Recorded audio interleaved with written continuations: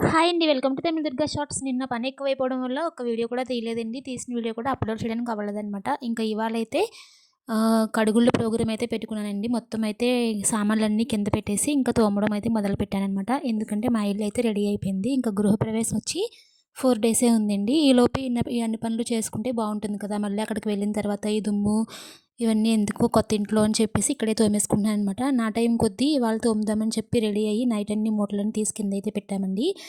తీరా చూస్తే కరెంట్ లేదనమాట. అంటే ఫ్యాను, లైట్ అన్నీ ఎలుగుతున్నాయి గానీ నీళ్ళొచ్చే లైన్ అయితే పోయింది. ఫీజ్ పోయిందనమాట. అదైతే వెయ్యాలి.